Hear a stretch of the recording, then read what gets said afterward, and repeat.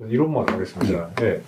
この今の日本と韓国のその今交渉の状況っていうのは、もちろん弁護士としては直接担当されてるわけじゃないですけれども、どんなふうにご覧になっているか伺いましょう。 한국 정부가 이 문제를 신속하게 풀고 싶다는 의지는 이미 정권 초기부터 표출해 왔습니다. 그리고 이제 그러한 그 한국의 신속한 해결에 대한 희망 아니면 또 국내 정치에 대한 필요성으로 일본과의 교섭이 전 정부에 비해서는 굉장히 좀 속도감 있이 이루어지고 있다고 보고요. 특히 그 과정에서 피해자들이 반대하고 있다는 것들을 한국 정부도 잘 알고 있습니다. 네, 그렇지만 지금 이 문제는 피해자들에 대한 동의를 구하는 것보다는 성과를 내는 것이 한국 정부에게는 더 필요한 상황으로서 데드라인을 설정해 놓고 이런 절차를 좀 진행하고 있다라고 느껴지고요. 아마 그 지금의 분위기를 보면 사실 한국 정부는 지금 시점보다는 훨씬 더 빠른 결론을 희망했던 걸로 보입니다. 제가 느끼기에는 8월, 12월 거의 그때 정도까지는 좀 가시적인 성과를 얻어내기 위해서 노력을 했었는데 일본의 호응 조치가 한국 정부 예상보다는 잘 이루어지지 않았던 거라고 좀 봅니다. 윤석열 정부도 좀 당황했던 것 같고요.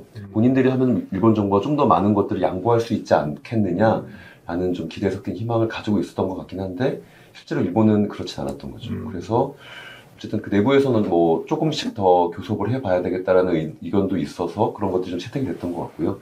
그럼에도 불구하고 지금은 2월, 3월 중에는 정부 간의 합의를 통한 한국 정부의 단독 발표가 있을 것으로 보입니다. キムさんがですね、政府の、民間の協議体に出席されたんですが、2回目を機に退出されました。これの、背景というか理由を教えていただけますか。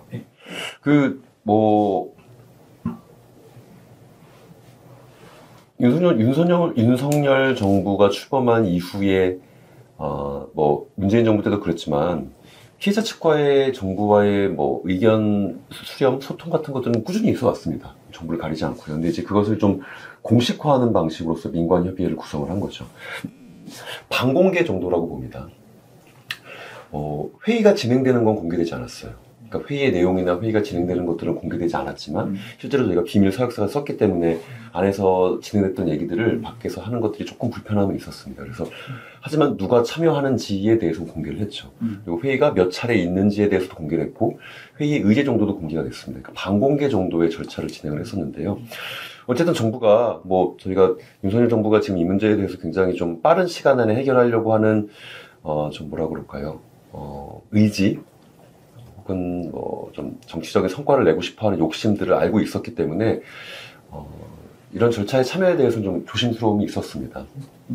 쉽게 말하면 좀 생색내기에 저희가 이용당하는 것이 아닐까, 우리의 의견을 반영하는 것이 아니라 피해자 측이 참여하는 절차가 다 소진됐다라는 방식으로 이용당하는 것이 아닐까라는 고민이 있었는데 실제로 그럼에도 불구하고 어쨌든 정부가 의견 수렴 절차를 반공개라고 하더라도 공식적으로 만들었다면 거기에 가서 의견을 더 제시하는 것이 필요하겠다.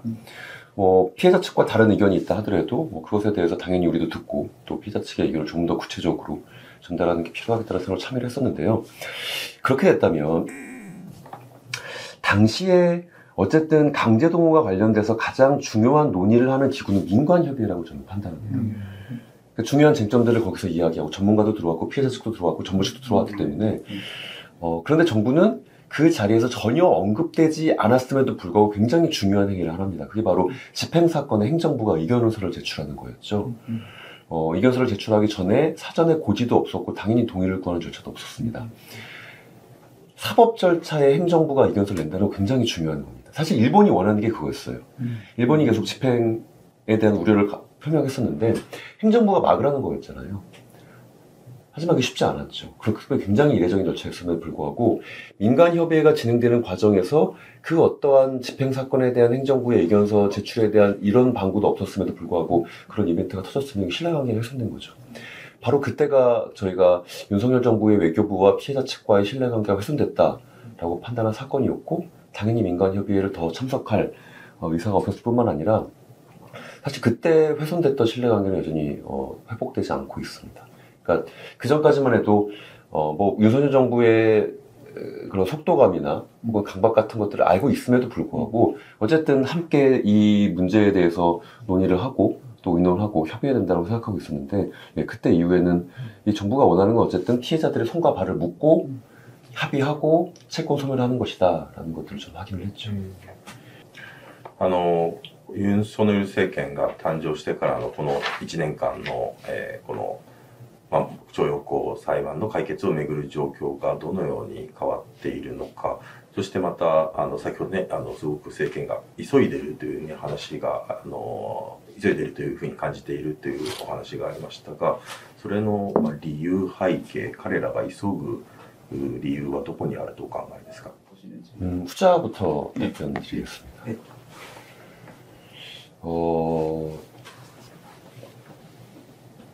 이건 뭐 추정하는 겁니다. 왜 이럴까? 그러니까는 어떻게 하는 모습들은 이제 보이는 거지만 그것이 원인이 뭘까는 이제 해석의 영역이고 분석의 영역일 텐데요. 저는 이렇게 분석하고 있습니다. 한일 관계 개선이라는 게 정치 초보자인 윤석열 대통령에겐 하나의 신념같이 들어왔다는 좀 생각이 들어요. 그러니까 정치를 처음 준비하면서 주변에 조언 그룹들이 분명히 있었을 텐데 그때 한일 관계 문제에 대해서 사실 외교는 어려운 거잖아요. 정치를 오래 한 사람들도 외교 어려운 건데 한일 관계는 문재인 정부가 파탄냈고 그 핵심에는 2018년 대법원 판결이 있었다. 근데 이 대법원 판결은 잘못된 판결이다.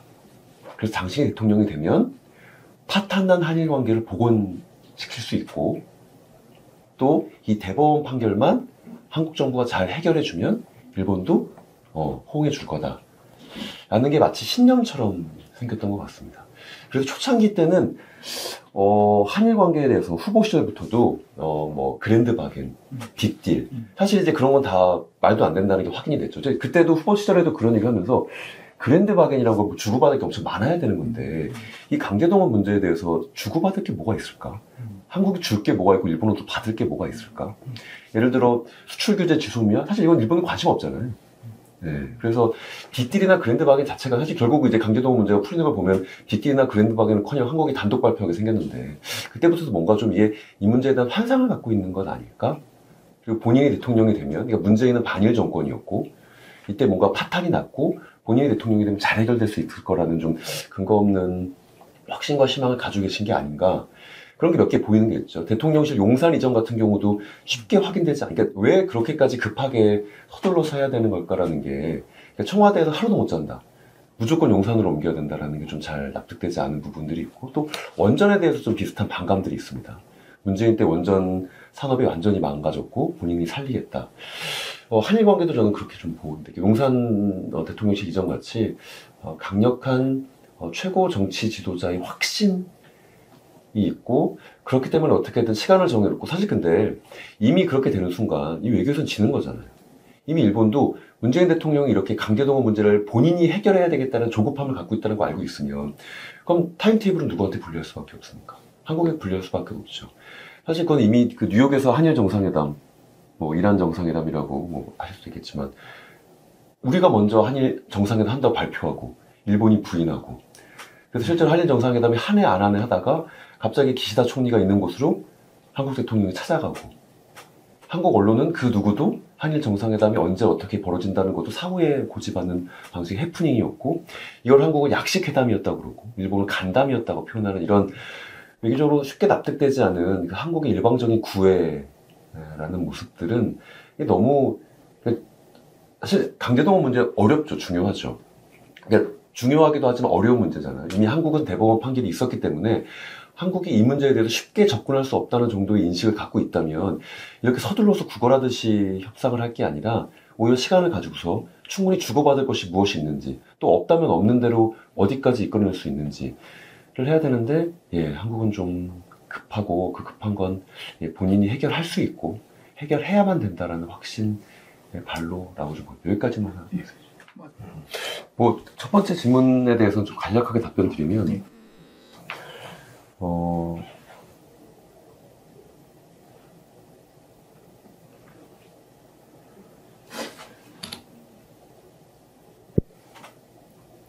피해자에서 채권자로 변해진 것 같습니다. 그래도 어쨌든 뭐 문재인 정부 때도 이 문제에 대해서 사실 초기와 후기는 좀 입장이 좀 달라졌습니다. 초기 때만 해도 이제 뭐 대법원 판결에 사법부 판결에 행정부가 개입할 수 없다라는 좀 원론적인 입장이었다면 이제 뒷부분에 가서는 뭐 집행이 되어서 일본 기업의 자산이 매각되는 것이 뭐 바람직하지 않다 이런 이제 언급들을 좀 있었죠. 사실 이제 그것도 대통령이 그런 언급을 하면 당시 문재인 정부도 당연히 일본과 교섭을 했습니다. 그 교섭에서 한국의 대통령이 그런 식의 언급을 해주는 것이 좀 필요하다라는 의견이 반영이 되어서 대통령이 그런 식의 언급을 한 걸로 저는 알고 있습니다. 하지만 그런 식의 언급을 한 이후에도 특별한 일본 측의 이제 변화가 좀 없었던 거죠. 그럼에도 불구하고 그때는 최소한 이 문제에 대해서 피해자이고 피해자에 대한 한국의 보호라는 것들에 대한 원론적인 원칙들은 유지가 돼 왔다고 봅니다. 근데 진짜로 윤석열 정부 때는 이게 채권자가 됐습니다. 채권자. 이건 스스로 대통령이 본인이 직접 표현한 언급에서도 확인이 됩니다. 그런데 기자간담회 때 이제 피해자를 채권자라고 표현하고 일본의 주권을 해하지 않는 방식으로 이 문제가 해결시키겠다라는 방식으로 이 문제를 마치 일본의 주권 문제로 격상시켜줬죠. 특히 이제 민관 협의회를 지나면서 채권자의 동의 없이 채권을 소멸시킬 수 있는 방안이 사실 외교부의 지금 절차의 핵심입니다. 저희는 계속 이 문제의 핵심은 누가 책임을 지느냐. 한국 기업, 일본 기업, 혹은 일본 기업이나 일본 정부의 사과에 책임을 지는 주체들이 중요하다라고 말씀드렸는데 지금 한국 정부의 핵심은 책임을 지는 주체보다는 누군가 책임을 지면 피해자들의 동의가 없어도 피해자들의 채권을 소멸시킬 수 있는 방식에 대한 법률적 검토입니다. 그게 이제 경존적 채무 인순위, 제3자, 대의 변제니 하는 이제 법 기술적인 방식인 건데 결국은 채권자로 좀 전락해 있고 결국 정부는 이 채권을 소멸시키는 방식에 포인트를 맞추고 있는 것 같습니다. 2018年以降、それ以前からのこの10年ぐらいの一貫してね、日本側がこの問題に対してずっと強硬な態度を崩さない、その背景には安倍政権だったということが大きいと思うんですけれども、このとりわけこの第二次安倍政権以降の10年間のこの問題に対する日本側の対応をどう評価されていますか？ 이 소송이 이제 일본에서부터 시작된 소송입니다. 그리고 이제 다 졌죠. 그리고 이제 한국에서는 미쯔비시 중공업이 2000년, 그리고 일본 제철이 2005년부터 소송이 시작됐습니다. 이거는 기획 소송입니다. 이 소송은 피해자가 몇만 단인데 일본 제철 같은 경우는 피해자가 4명 한국에 소송을 했죠. 그리고 미쯔비시 중공업 같은 경우는 피해자 기준 5명 소송을 했습니다.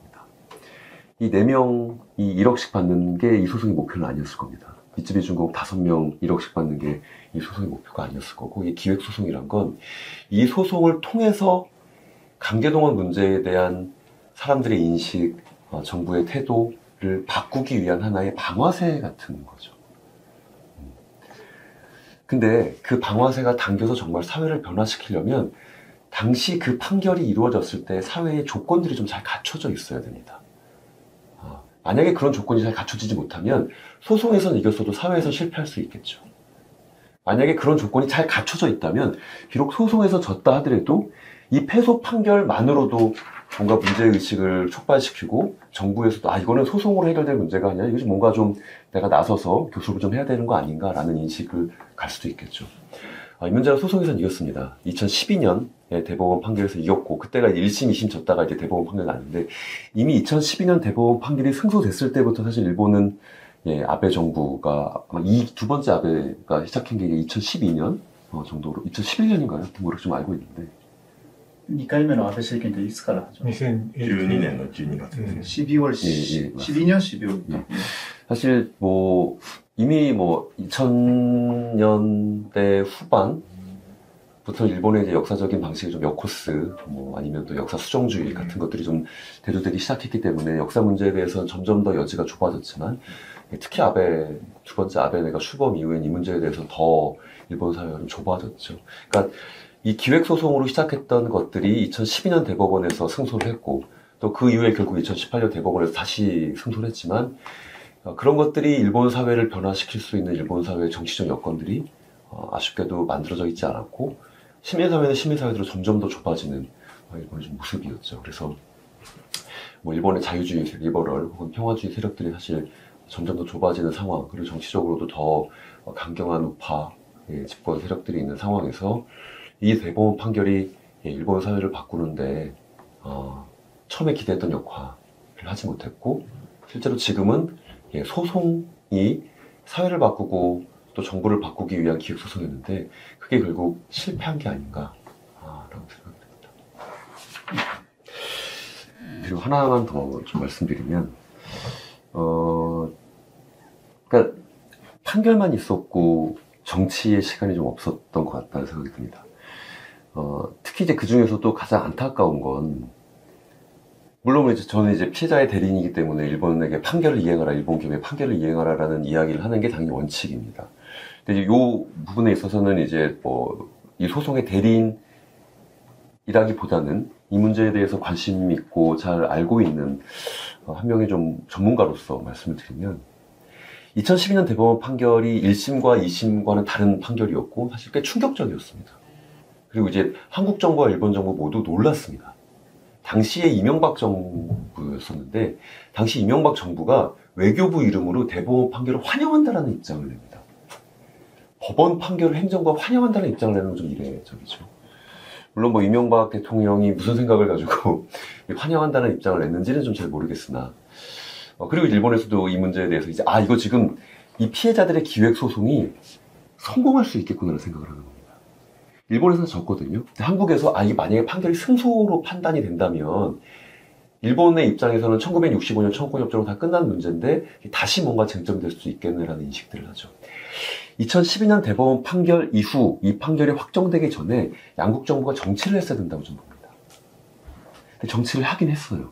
근데 어떻게 했냐면, 일본이 이 문제에 대한 우려를 표명하자 한국 정부가 이 판결을 바꾸려고 개입을 합니다. 그게 박근혜 정부 때 재판거래 사법농단이고, 그래서 대법원장과 법원행정처 차장이 지금 다 기소되어서 재판을 받고 있는데, 만약에 그때 일본의 그런 요청을 한국 정부가 판결을 바꾸기 위한 불법적인 방식이 아니라, 야 니네도 이거 걱정되지, 근데 이거 아직 판결이 확정된 건 아니니까 우리가 좀 교섭을 해볼까? 만약에 판결이 확정되기 전까지는 여지가 있는 거죠. 확정돼 버리고 나면 이 판결을 따를지 말지만 남습니다. 판결이 확정되기 전이니까 교섭을 해서, 그러면 피해자들에게 이런 방식의 사과를 하면 다른 방식으로 좀 이 문제를 해결해 볼 수 있는 여지를 가지고, 그럼 일본도 확실히 정치적인 룸이 좀 더 넓을 수 있죠. 판결이 확정되기 전이기 때문에. 근데 그때의 그 시간을, 일본의 우려를 한국은 판결을 바꾸기 위한 방식으로 불법적으로 행정부가 사법부의 판결에 개입을 했고, 또 심지어 행정부는 피고 대리인인 김앤장 변호사들과 이 문제를 뒤에서 협의를 해서 하나의 기밀 누설과 재판 거래를 했습니다. 그렇게 하다 보니 시간을 날렸던 거죠. 2015, 16, 17 이 판결이 확정되기 그런 전의 시간들을 오히려 어떻게 보면 교섭과, 그렇게 되면 피해자들이 정말 어떠한 피해를 받았는지에 대해서 한국 정부가 조금 더 많이 공론화시키고, 일본에게도 도의적 차원, 법률적 차원에서는 해결됐다고 니네 계속 얘기하니까, 근데 도의적인 책임, 인도적 책임 같은 거 아예 없다는 거냐, 그런 것들에 대해서 당신들이 좀 더 뭔가 조치를 좀 해라 라는 방식의 협상의 카드도 훨씬 더 넓었을 것 같습니다. 지금은 집행하냐 마냐, 집행을 막아달라, 이런 식의 법률적인 쟁점보다 훨씬 더 넓은 이야기가 가능했어요. 테이블에 올려놓을 수 있었을 텐데, 그런 시간을 좀 날려먹었죠. この徴用工の裁判は、一連の裁判もとてもいろいろな複雑な論点があってなるんですが、ただ、大きく分けると、最初の、1番目の論点が、強制徴用というのがあったのかなかったのか、これはほとんどもう議論の余地はなくあったということなんでしょうけれども、これが1番目。そして 2番目として強制徴用があったとして、でもそれは1965年の日韓請求権協定で解決済みなのかそうなのか。ただこれは、日本政府も韓国政府も、個人の請求権は残るというところまでは認めている。しかし、それを裁判では救済できないということで、ずっと棚ざらしになってきたというところ。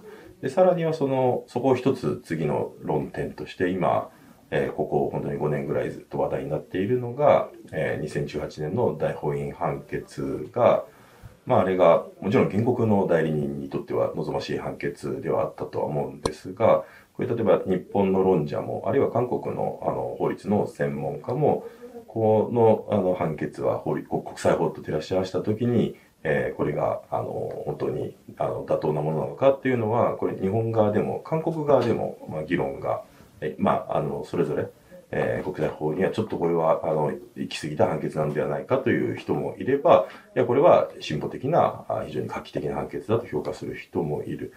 原告の代理人ということなのですごく喋りづらいところもあるかと思うんですけれども、他方でまたイメさん法律家でもいらっしゃるので、法律家からとしての立場から見た、2018年の大本営判決の、もたらす意味というのをちょっと教えていただきたいなと。 첫 번째는 강제동원이 있었는지 여부가 제일 중요하다고 저는 봅니다. 제일 중요한 일이라고 보고요. 1965년 청구권협정으로 해결됐는지 안 됐는지, 2018년 대법원 판결이 국제법 위반인지 아닌지는 강제동원이 있었는지 없었는지보다 훨씬 더 덜 중요한 문제라고 봐요. 제가 일본에 가서 만나서 이제 미쯔비시 중공업이나 일본지를 직접 방문도 하고, 또 거기 이제 기자분들이랑 또 만나서 얘기도 하고. 근데 이제 가장 중요한 문제는 사실 없어지고, 판결의 국제법 위반, 청구권협정에 대한 해석 이런 것들을 지금 남았는데, 기획소송이라고 말씀드렸잖아요. 기획소송을 했던 이유는 강제동원이 있었다는 사실을 사람들이 계속 기억하고, 거기에 대한 누군가의 책임을 묻고, 그런 것들이 계속 보존되기 위한 방식이었던 거죠. 하나의 투쟁이었던 건데, 근데 그런 것들에 대해서 운동의 주체들이 실력이 부족했을 수도 있고, 또 아니면 사회가 척박해서 그런 것들이 잘 활용되지 못했던 건데, 첫 번째 강제동원은 있었죠. 그 대법원 판결의 사실 인정이고, 그건 일본 소송에서도 마찬가지로 강제동원이, 그러니까 쉽게 말하면 불법 행위가 있었다는 것들은 일본 국내 판결에서 인정은 됐습니다. 그래서 강제동원이 있었다는 것에 대해서는 최소한 한국과 일본 사이에서는 다툼은 없는 것 같다. 그런데 2018년 대법원 판결 이후에 사실 이제 아베 총리가 여러 차례 표현들을 하죠. 조선반도 출신 노무자라는 방식으로서 이 문제에 대한 강제성을 희석합니다. 불법 행위의 불법성을 없애는 방식으로, 그러니까 징용공이라고 쓰지 않고 조선반도 출신 노무자라고 쓰는 거죠. 이게 오히려 이 판결이 역사의 퇴행을 만들어 온 게 아닐까라는 좀 안타까움도 있지만, 아무튼 강제동원이라는 불법 행위는 있었다. 그리고 그건 대법원 판결 이전에도 이미 역사적인 사실을 통해서 다 확인은 됐고, 또 일본 판결에서도 확인이 됐지만, 이 강제동원 대법원 판결을 통해서 한국 안에서는 어쨌든 좀 분명한 사법적 판단이 이루어진 거다. 첫 번째.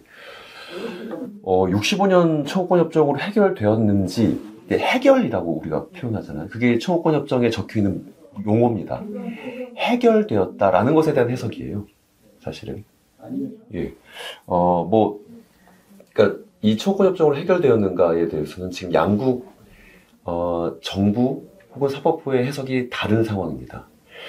물론 이제 1965년 청구권협정에 대한 저의 해석을 할 수도 있겠죠. 근데 그것까지 너무 얘기가 길어지니까 해결되었는지, 그리고 그 해결이라는 의미가 무엇인지에 대해서는 일본 사법부의 해석은 개인 청구권까지 소멸시킨 건 아니다. 하지만 소송으로서 행사할 수는 없다. 그게 이제 해결이라고 하는 용어의 법률적 효과라고 보는 거죠. 개인 청구권은 소멸시킬 수 없다.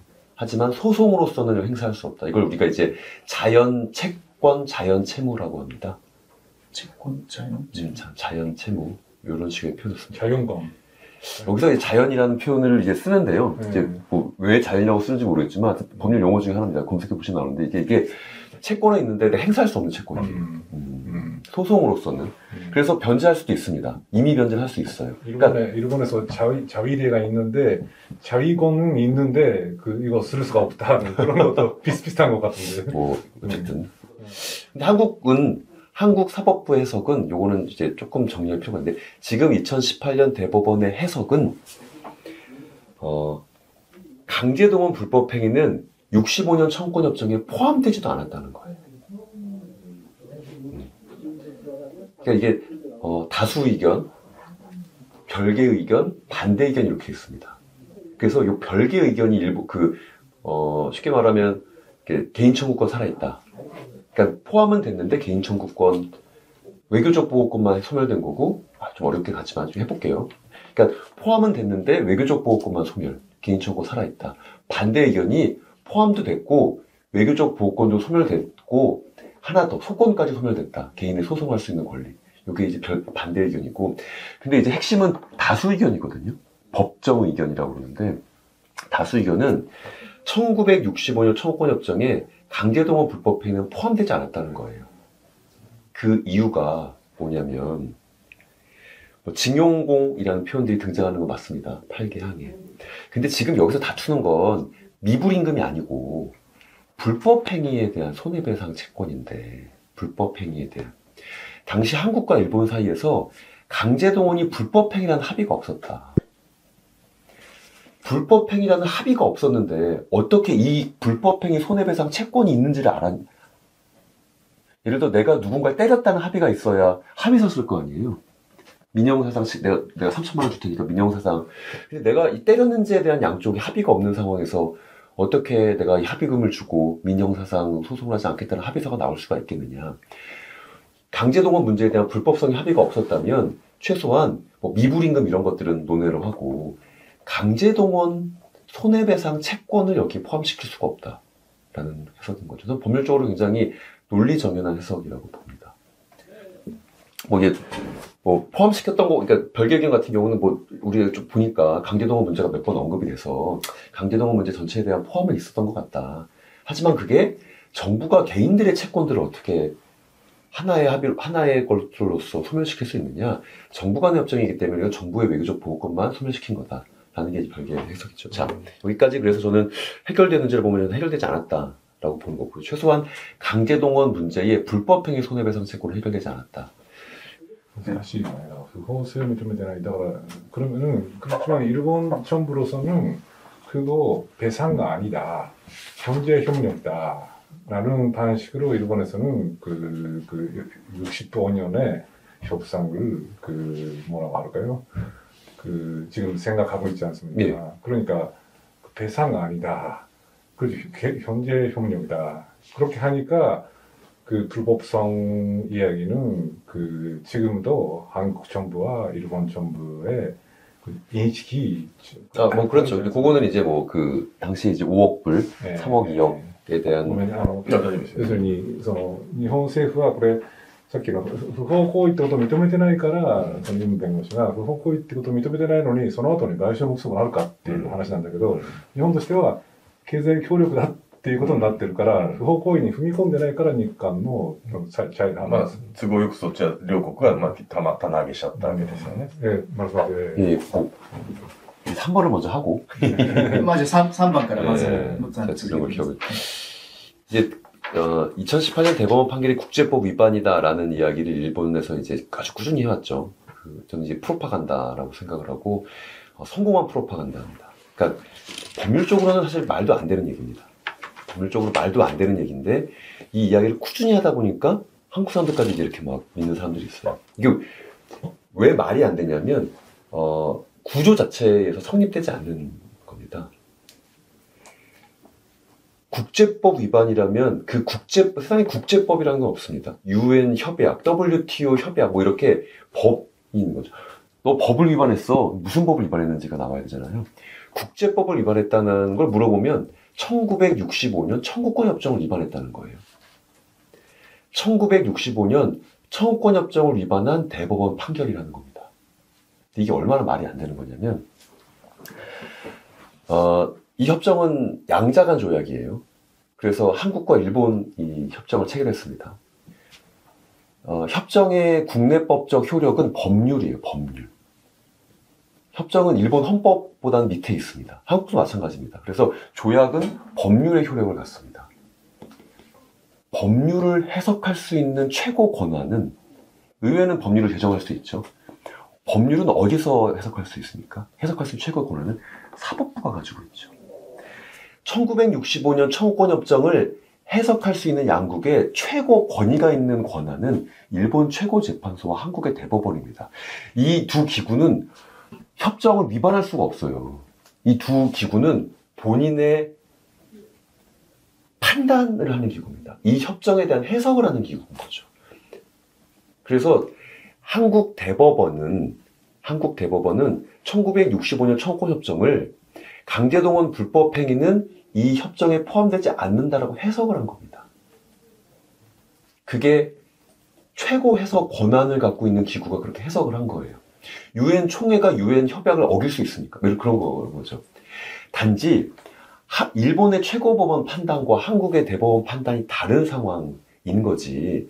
한국의 대법원이 1965년 청구협정을 위반하는 상황은 아닌 거죠. 근데 그런 거를 이렇게 자세히 설명하면 논리적으로 모순이 있으니까 한국의 대법원 판결은 국제법을 위반했다라는 방식으로 좀 모순적인 식의 표현을 하는 건데 전 이건 완전 프로파간다고 그렇게 표현합니다. 한국의 대법원 판결과 그러니까 한국의 1965년 청구권협정을 최종적으로 해석할 수 있는 권한은 대법원에 있습니다. 그러면은 한국의 1965년 청구권협정 해석과 일본의 해석이 다른 상황이다. 그럼 어떻게 해야 됩니까? 논의해야 되죠. 근데 그렇게 얘기하면 논의해야 되고 협의해야 되니까 혹은 그 협정의 해석의 차이에 대해서 뭔가 조금 일치시키기 위한 노력들을 해야 되니까 그렇게 표현하지 않고 한쪽이 위반한 것처럼 표현하는 거죠. お話聞いてて思ったんですけど、ということは、今回のユン・ソンニョル政権のそのプロジェクトというか、今の試みはうまくいかないだろうと。こういうことでいいでしょうか。 프로젝트의 목표가 뭔지에 따라서 성공과 실패가 나눠지겠죠. 저는 윤석열 대통령이 지금 하려는 프로젝트의 성공은, 그냥 피해자들을 청산하고, 한일 관계가 개선되었다라는 정치적인 성취를 본인이 하는 거라고 봅니다. 그러면은 그런 결과가 얻어지면 성공이다라고 보면 성공할 수도 있겠죠. 그러면은 그 조건으로서는 일본 정부가 어떤 태도에 나올지에 따라 그 성공할지 그 실패할지는 결정하는 거지 않습니까? 뭐 이미 윤석열 정부가 피해자들의 격렬한 반대에도 불구하고 이 절차를 밀어붙이는 모습을 일본이 본다면 잘해주지 않을까요? 그러면은 그것은 뭡니까? 구체적으로는 뭡니까? 글쎄요, 뭐 그것까지 모르겠지만 뭐 2018년 대법원 판결 이후에 제대로 이루어지지 않았던 일본에서 한일 정상회담 혹은 기시다 총리가 한국으로 와서 한일 정상회담 그리고 그런 양국 간의 정상회담 이후에 제대로 된 공동 선언 공동 뭐 것들이 발표되고 뭐 김대중 오부치를 본인이 한 번 더 재현하고 싶은 그런 욕심 같은 것들을 낼 수도 있겠죠. 그러면 그리고 그 예를 들어 재단에 대해서 그 돈을 내는 기업이 예를 들어 뭐 그 일본製鉄이나 미쓰비시나 그런 그 기업이 일본 기업이 그 같이 돈을 내면은 그러니까 내야 성공할 수가 없다고 볼 수는 없습니까? 그러니까 그거는 지금 윤석열 정부에게는 성공과 실패를 가르는 판단은 아닌 것 같습니다. 그래요? 그러니까 이거는 수단인 거죠. 이 목표를 위해서 어쨌든 일본에서는 지금 피해자들의 채권을 다 소멸시키고 집행사건 다 기각시키라고 요구하니까 그것들을 하기 위한 절차일 뿐이고 원하는 건 그러니까 피해자들이 모두 동의해서 행복하게 이 문제를 끝내는 걸 원하는 게 아니라 양국 간의 정상들이 만나는 정치적 이벤트를 통한 본인의 성취를 원하는 것이라면 이것들은 하나의 수단인 거죠. 물론 여기에서 피해자들의 반발이 적으면 좋겠죠.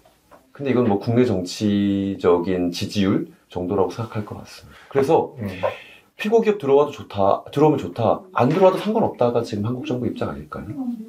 그러면은 기시다 수상이 한국에 와서 공동 성명을 발표하고 그 다음에 예를 들어 피해자에 대해서 진심으로 사죄한다 그런 식으로 하면은 그러니까 어쨌든 일본 정부의 태도에 따라 그 윤석열 정권의 그 이번 그 해결책 그 성공하는지 안 하는지는 일본 정부의 태도에 걸려 있다 그렇게 볼 수밖에 없지 않습니까?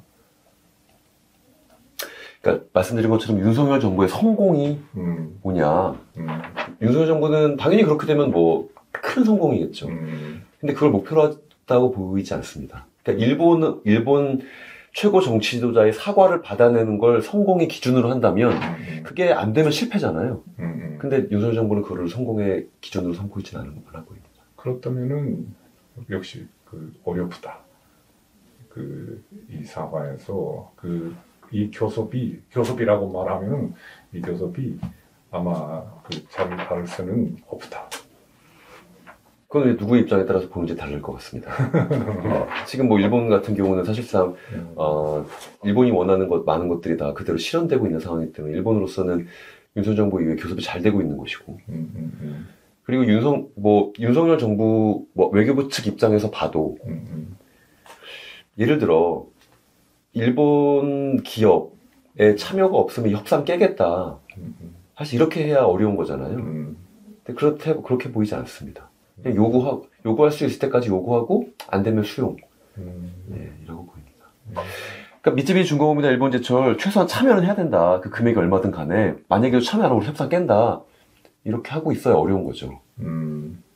협상도 깨지고 다시 붙고 뭐 이렇게 해야 어려운 거지. 지금은 뭐 할 때까지 하다가 그냥 다 수용이지 않을까요? じゃあ最後の質問で2つ。 그럼요. 現金化についてのこれがどういうことになりそうなのかっていうことの説明が聞きたいのと、もう一つはやはり被害者、あるいは原告の当事者の人たちにとって多分考えはね、それぞれだとは思うんですけれども、ある程度やっぱ共通する譲れない一線、ラインっていうのがあると思うので、それを教えていただければ。